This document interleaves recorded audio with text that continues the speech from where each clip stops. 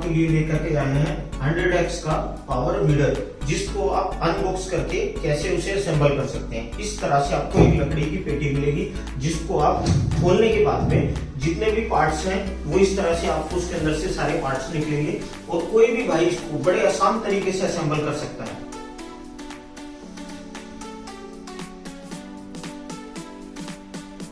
हम लोग इसके टायर असेंबल करते हैं। ये जो है ये इसकी टायर हाउसिंग रोड है, जिसको असेंबल करने के लिए आपको टायर को ये चीज ध्यान रखनी है कि ये जो इसकी हवा वाली पाइप है ये बाहर की तरफ होनी चाहिए और इसको इस तरीके से आपको असेंबल करना है। टायर को कसते वक्त आपने ये ध्यान रखना है इसके अंदर जो है वो बड़ा नट लगेगा, जिसके अंदर आपका 16 नंबर का चाबी लगेगा। तो ये चीज आपको ध्यान रखनी है।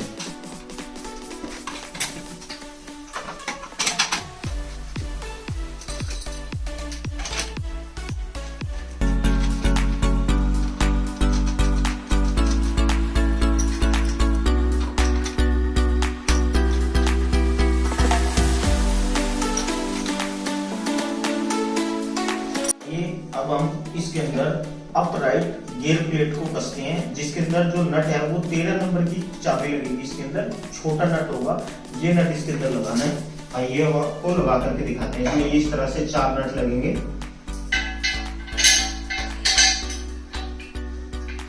जिसको आपने 13 नंबर के पानी से कस लेना है। इस तरह से इसको फुल टाइट कर देना है।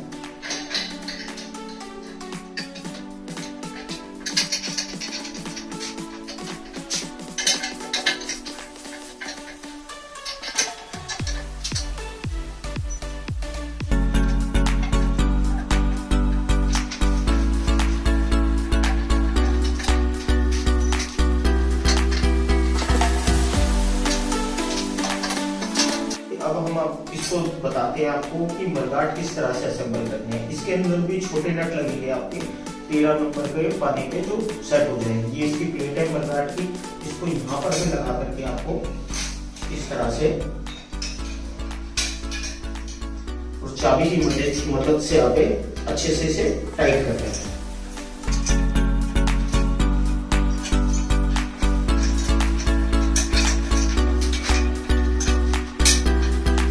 हम मडगार्ड फिट करते हैं। ये इस तरह से दो इसमें ये छेद दिए हुए हैं, ये इस प्लेट के ऊपर आएंगे और इसी 2 छेद यहाँ पे आगे दिए हुए हैं। ये बिल्कुल इसके ऊपर इस तरह से आपका सेट बैठ जाएगा। ये जिसके अंदर आपको इस तरह के बिल्कुल छोटे नट हैं, ये इसके अंदर लगाने हैं।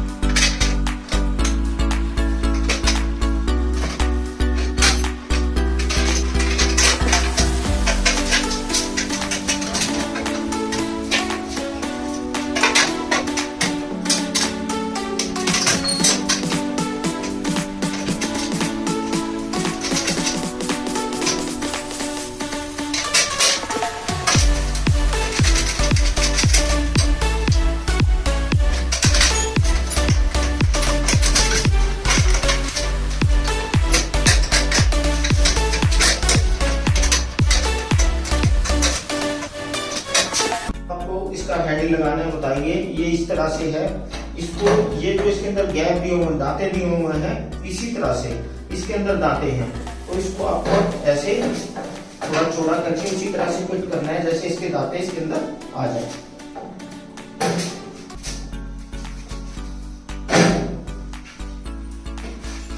इस तरह से आपको थोड़ा सा इसमें ताकत लगानी पड़ेगी।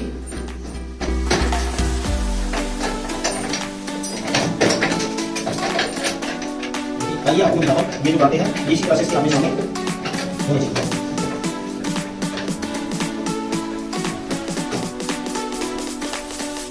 इसके साथ में आपको ये इस तरह से एक बॉक्स मिलेगा, जिसके अंदर आपको ये 4 नट लगा करके आमने सामने और इस तरह से इसको अच्छे से चाबी से आपको नीचे से टाइट कर देना है। और ये इसकी रेस वायर आपको मिलेगी, जिसको पेचकस की सहायता से इस तरह से यहाँ पर लगा करके आपने सेट कर देना है। और इसका ये ऑन ऑफ बटन है, जो इसके साथ में आपको यहाँ पे लगा देना है। नीचे की तरफ से आपने पेचकस से इसमें नट लगे हुए हैं, जिसको लगा करके इसको अच्छे से टाइट कर देना है। ये इसका गियर लीवर है जिसको आपने यहाँ पर लगा करके इस तरह से इसे लॉक कर देना है। और ये इसका गियर रोड है जिसको आपने गियर लीवर के नीचे ये छेद दिया हुआ है इसके अंदर डाल के और इसको पिन से लॉक कर देना है। इसी तरह से इसको इस पॉइंट में डाल करके इस तरह से इसमें पिन दिया हुआ है जिसे डाल करके आप इसको लॉक कर दें।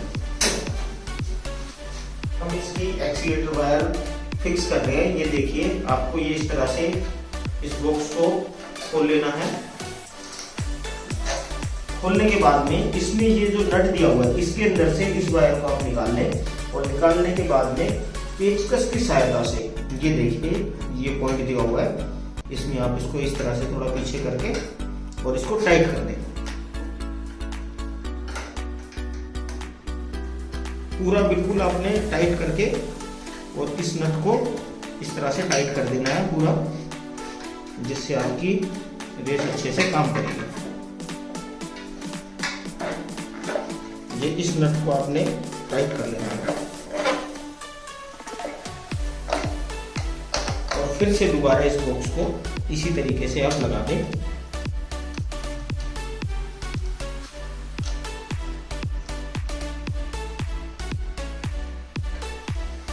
रेस वायर को लगाने के लिए आपको इस नट के अंदर से छेद है इसमें से निकाल लेना है। निकालने के बाद में ये जो पॉइंट दिया हुआ है इसमें से निकाल करके ये अच्छे से इसको आप टाइट कर लें, खींच लें प्लास की सहायता से। इस तरह से आपने इसे खींच लेना है और खींचने के बाद में आपने इस नट को टाइट कर देना है।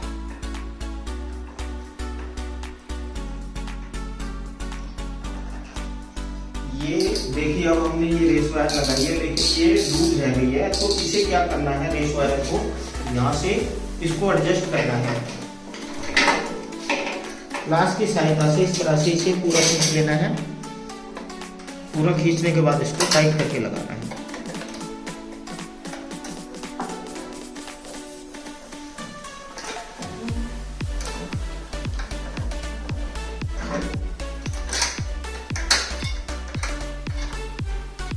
रिवर्स तार लगाते हैं। ये जो नट है आपने यहाँ से पूरा पहले लूज कर लेना है।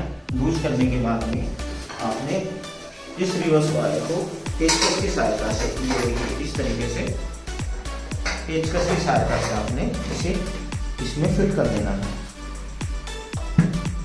ये इस तरह से जैसे ये लगी हुई है। इसका क्लच वायर लगाने के लिए आपको ये इस तरह से यहाँ पर नट लगा देना है।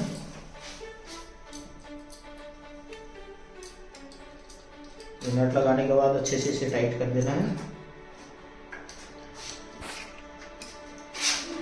और इसका जो ये स्प्रिंग है ये स्क्रू ड्राइवर की मदद से पेचकस की सहायता से आप इसको खींच करके जो ये छेद दे रखा है इसके अंदर इसे लॉक कर दें।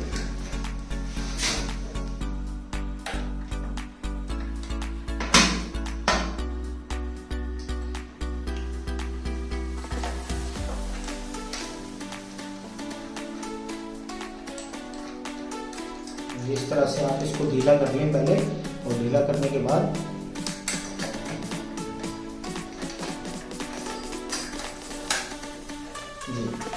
और टाइट इसको स्प्रिंग को लगाने के बाद इसे आप पूरा अच्छे से टाइट कर दें, तभी आपका ये क्लच काम करेगा, नीचे से भी और ऊपर से भी।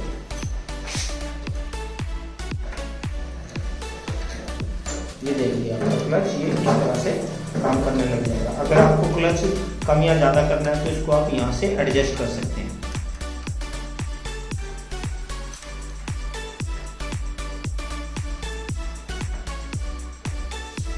इसका मेन ऑन ऑफ स्विच है। जिस स्विच की वायर को लगाने के लिए आपको इस वायर को देखिए यहाँ पे जो ये पीली वाली वायर है इस नट को आपको खोल लेना है। अर्थिंग वायर है, इसको इसके अंदर डाल देना है। डालने के बाद में नट से अच्छे से टाइट कर दें और ये इसका ब्लैक वायर है नीचे, इसमें इसको इसके सिंबल लगा हुआ है, इसके अंदर डाल के इसको अच्छे से दबा दें। दबाने के बाद में ये आपका तार लग के कंप्लीट हो गया है। अब इसके अंदर ये हमने ये दिया हुआ है, इसको तीनों तारों को इसके अंदर लॉक कर देना है। आप ये इस तरह से आपने इन तीनों वायरों को ग्रुप में डालने के बाद हैंडल के साथ में अटैच कर देना है। क्लच वायर को अगर लगाने की कोशिश कर रहे हैं और इस तरह से ये लॉक है, तो इसका मतलब है कि हम गियर में है, हमारे कंडीशन गियर में है। तो इसको आपको ये 2 नंबर में इस तरह से गियर को यहाँ पे कर लेना है, जिससे ये इजीली ये देखिए आपका पीछे आ जाएगा। और जब इसमें फिर आप ये स्प्रिंग और ये नट लगा के इसको फिक्स कर सकते हैं।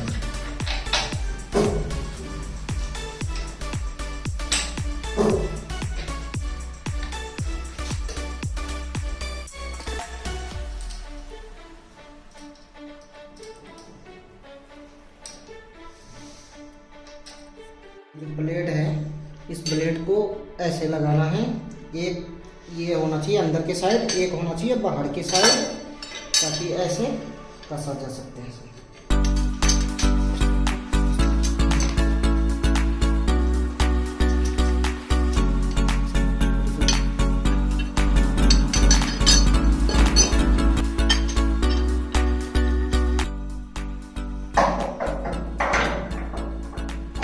ये आपके पीछे की रॉड है जिसमें कि डेप्थ एडजस्टिंग रॉड फिट करी जाती है। बहुत सिंपल है। इसको ये नट लिया और इसमें से ये 2 नट आपको यहाँ पे लग जाएंगे और ये फिट हो जाएंगे। एक बहुत महत्वपूर्ण बात, ये जो डेप्थ एडजस्टिंग रॉड होती है इसमें अलग अलग तरह के छेद दिए हुए हैं। इसमें इसको आप ऊपर नीचे करके जब ये इसके अंदर लग जाती है तो इसको गहराई चेंज करने के लिए जितनी आपको जुताई करनी है उसके हिसाब से इसको चेंज करा जाता है।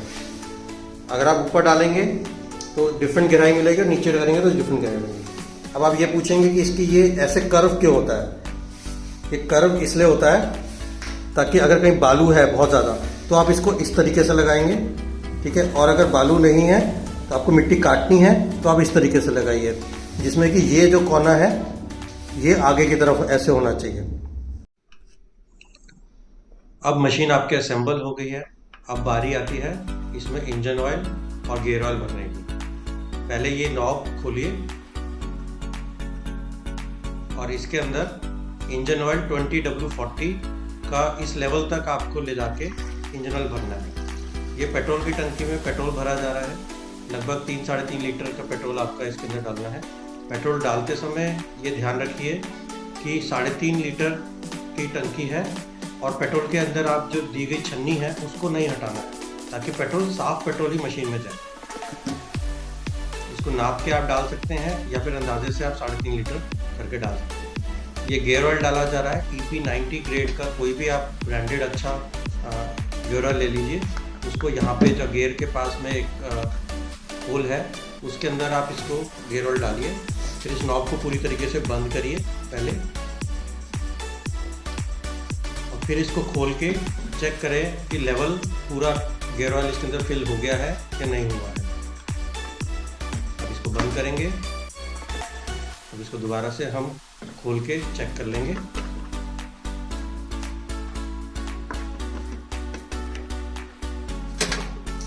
अब हम यहाँ पे लेवल देखेंगे। ये रोटरी का ब्लेड्स हैं, इसको आप अलग अलग भी करके 2+1+1 की कैटेगरी में लगा सकते हैं या फिर इसको आप टोटल लगा सकते हैं। अगर आप टोटल चारों यूज़ करेंगे तो आपको 100 सेंटीमीटर के आसपास की चौड़ाई मिलती है। ये 2+1+1 की सिस्टम से आप लगा सकते हैं कॉन्फ़िगरेशन में। यहाँ पे 2 तरह के सेट फिक्स रहेंगे, एक आप 3 का लगा सकते हैं या 4 का लगा सकते हैं या 2 का सेट लगा सकते हैं। इस तरह से ये 2 का सेट है। ये चीज़ ध्यान रखिए कि धार हमेशा नीचे की तरफ होनी चाहिए ताकि मिट्टी की कटाई प्रॉपर तरीके से हो सके।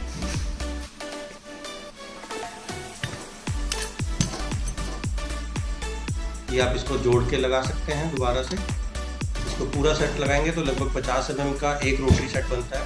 साइड में आप साइड डिस्क लगाएंगे, दोनों साइड ऐसे रोटावेटर लगा सकते हैं।